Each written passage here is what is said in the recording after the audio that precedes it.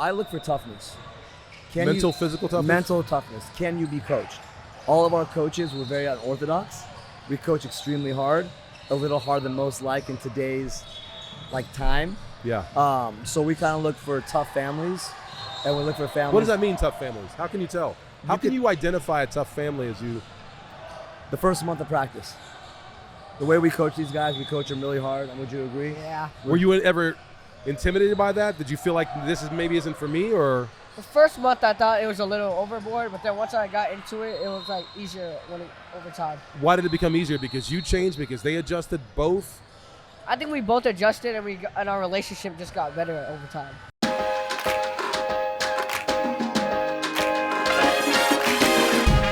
We're here with Cason Dow, 6th grader, 2-guard. Yes. And Director of Cali Rebels, Sarkis. Yes. Thank you so much for joining us. Thank you for having us. So you guys are here today at the West Coast Elite Basketball Tournament here in where? Garden Grove. Garden Grove. Yep. At MAP.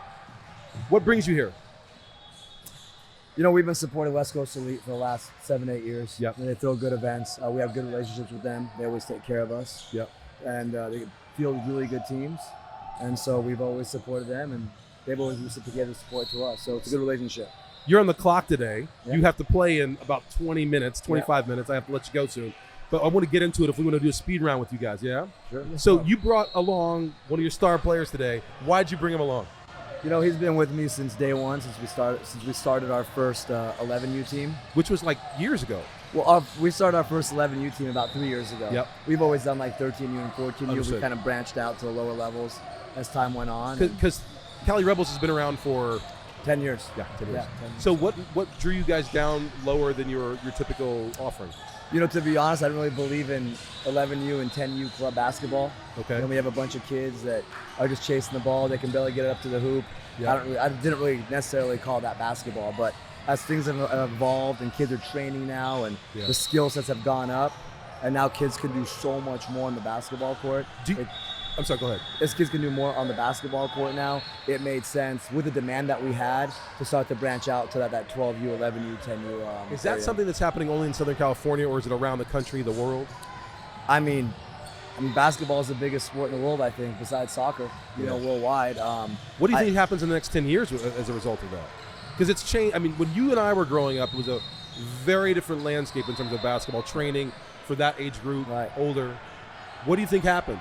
And I want to hear from both of you. Cason, I want to hear from you in terms of what you think happens to basketball. What do you both think happens with basketball in the next 10 years? Well, I think kids just get more and more skilled. Yeah. I think the one thing is kids are getting more skilled on the offensive side, but it seems like on the youth side, the defense is as much as a priority.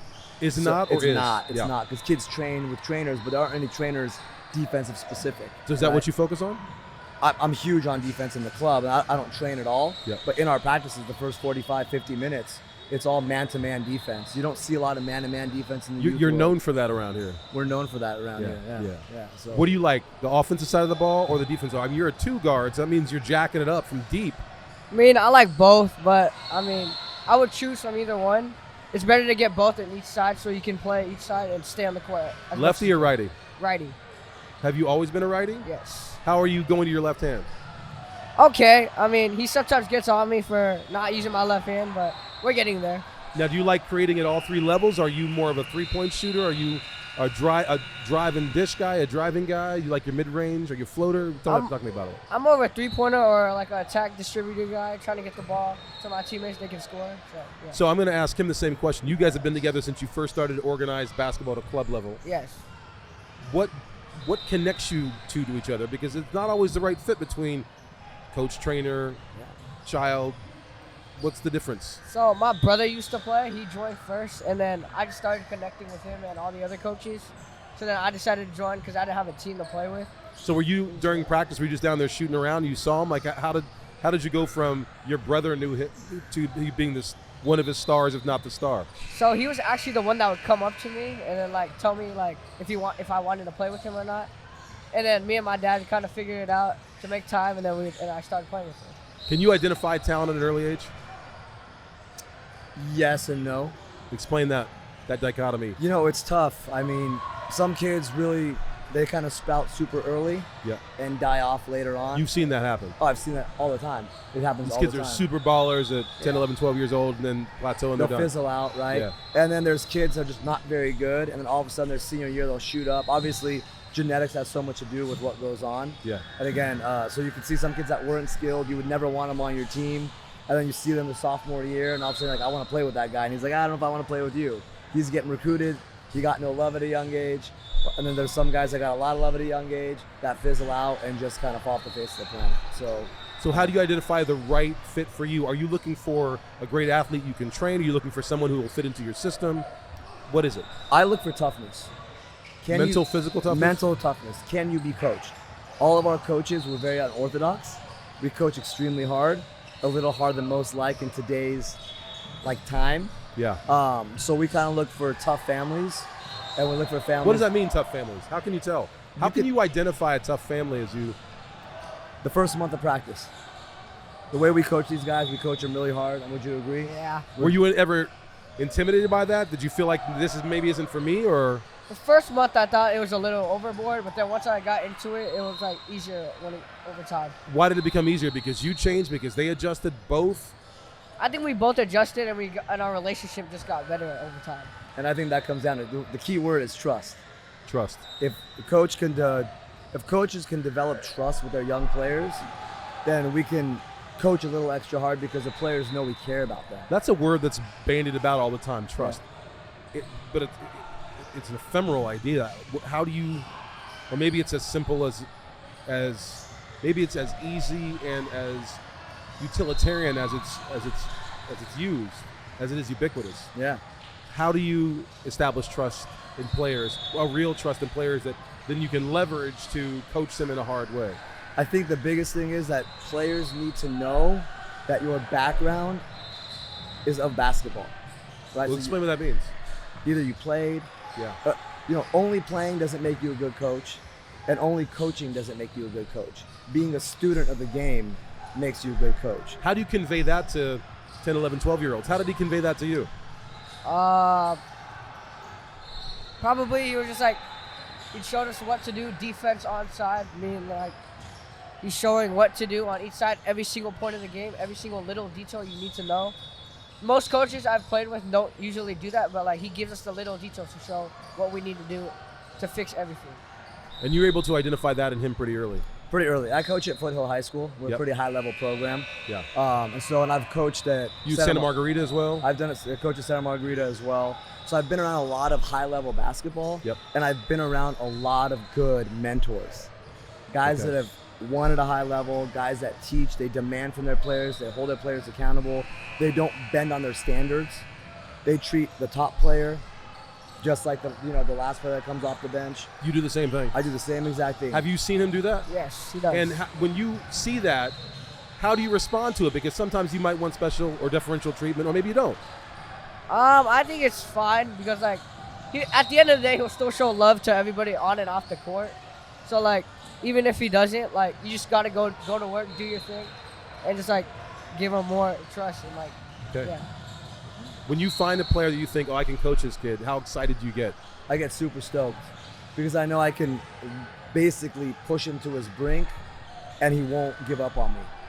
And you're developing young men, not just in basketball, but in life. Yeah, basketball ends for everybody at some point, right? And I think the skills and the mindset you develop in any sport continues on. I know people always say that, but it's really true. I mean, if you can handle a 40-year-old man as a 12-year-old getting up in you and, speaking to you in ways that you're not used to and sometimes it doesn't feel good, and you can be resilient and push through that and not sort of shut down, I mean, you're going to be able to do that the rest of your life because you've been dealing with it. It's like, you've been dealing with it all your life. So is there more of a need for that now, less of a need for that now in this generation? Is it the same as it was a generation ago? Are there people in this generation that, like every generation says, this generation's in trouble until they're not? Like, or are we uniquely in need of strong, gritty, tough, resolved kids, young men?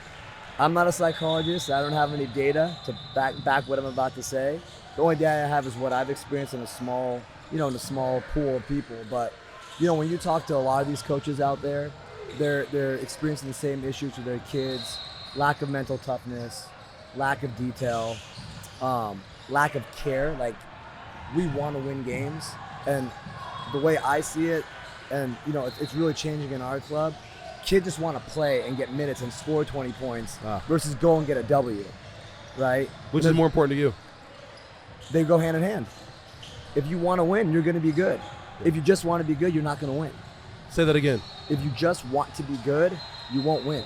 But if you want to win, you'll do everything it takes to win, which in that process, you'll just get better naturally. I think we have our next T-shirt right there. Yeah. Cason, what do you think of this? Do you agree?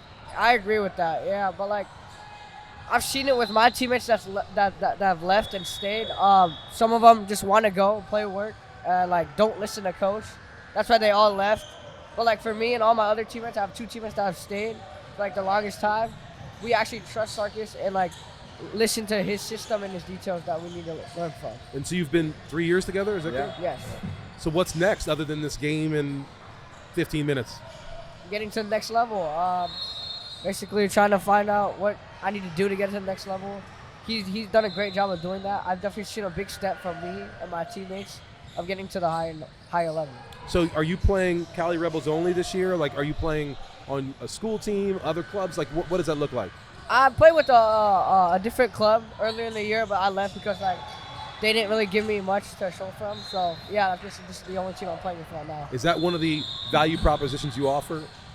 Or what is that? Why do people want to come? Why should they want to come train with you or play with you versus all the other clubs out there? I mean, I hate to do comparisons, but I can kind of tell you what we're good at. Please. And what we're good at is that our entire staff are all varsity coaches in real time. So former players and varsity coaches. And when you coach at that level, you truly understand what to do to prepare a kid for that level. Yeah. Versus, I think a lot of clubs will say we're preparing you for high school, but 90% of their coaches have never coached in a high school game before. Yeah. So, like, how are you preparing someone for something that you've never done before? Yes, you played it, but teaching it is very different, and the nuances of, like, breaking it down, that's an actual skill, and I think we bring that skill to the table. So coaching staff. That connected tissue totally makes sense now if you're talking to parents, but for a lot of parents, they might not be able to understand, and if there's more, and I think there probably is, to extrapolate on the connective tissue between club coaching and high school coaching. You're able to do both. You do both. How does that work if you're running 2 at the same time? Or I mean, I'm able to do both. Yeah. And the AAU game is a little different than the high school game. In what sense? AAU game is a lot of, like, up and down, trapping, kind of chaotic basketball, and high school is more surgical. Which is better for a child to be able to be predisposed to go to the next level? I think it's both. I think you have to have an up and down game, but you also have to have a game where you can control and make kids play in the system, because the issue you find in AAU, kids that don't play for the right coaches, when they get to high school, they can't retain information. Say that again. They cannot retain information. Interesting. And so when they come from a fast-paced game, and all of a sudden they got to retain a set or retain a concept, or, when we guard Cason, we're going to yellow him, which is like a drop coverage. Or you guard Coach Carr, you have to read him on the ball screen. Well, if you don't do that early, kids can't comprehend that. And so it takes away from your concepts and your scouting, and it has to be retaught. And I'm not saying that we don't reteach our kids at the high school level, but if you're ahead of the game, if you have a little cheat code at the youth level, you retain that much faster. That gives you opportunities to get on the court a lot more. So, is there ever any danger of, and I know we're close to clock, so it's okay. I'll we got time. We can keep Thank going. you. So is there ever any danger of burnout? People play 5, 6, 7, 8, 9, 10 months a year round. There's some parents who have kids who are just coming into this world thinking, I don't want my kids to play year-round basketball. It's too much. And what you're saying is more exposure is probably good. I think you need breaks. You I think you need breaks. Okay. I think when you, because usually you play every other weekend. Yes. Two weekends out of the month, you got a break. Yeah. Right. But the problem is when parents have their kids on multiple teams, and those kids are playing every single weekend, getting yelled at in an environment where it's just chaotic, like, they get no breaks. And I find those kids that play multiple weekends, multiple teams, they really burn out. And the biggest thing that people don't think about is the injury factor. And you'll have a lot of good players that played a lot at the youth level, and the sophomore year, all of a sudden ACL goes out, or torn ACL or torn Achilles, and all of a sudden it's like, well, what happened? Well, you didn't take care of your body, right? And you're just overdoing it, and now it's catching up to you. So I don't think you could play year round, but again, you get 2 weekends off, and if you take those 2 weekends off to go be a kid, skateboard, surf, go play football, whatever you want to do, like, that'll help you recover. kids recover fairly fast. They're very durable, right? But they're not durable when you're going to practice 2 times a week, playing 20 games a weekend. There's no durability. There's nothing you can do to make yourself durable because people don't have access to all the medical things they need in order to stay, fresh. So Well put. yeah. Cason, you're in 6th grade. Mm-hmm. Do you play other sports? Are you interested in other sports? Is basketball your jam at this point? I play flag football sometimes. I played yesterday. How'd it go? QB, we won by 40. I mean, we're playing kids that are like half my size, so like it's not really fair. Huh. So like, yeah, we're playing teams that are probably younger than us, trying to play up. You doing a lot of Heismans, a lot of stiff arms, a lot of. Nah. Okay. That's a flag if we do it. Oh, interesting. Didn't know that. Now I know. I'd get kicked out of the game. And what people don't know about Cason is that he's in 6th grade, but since I've had him, he's played a year up.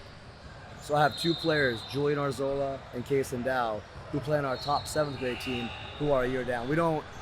We play everybody like either up or their own age. We don't play anybody down, ever. Is that, you talk about not playing anyone down for people who don't know. Talk about how common that is in today's game. It's getting extremely common. People are holding back and reclassing and all that stuff, either up or down.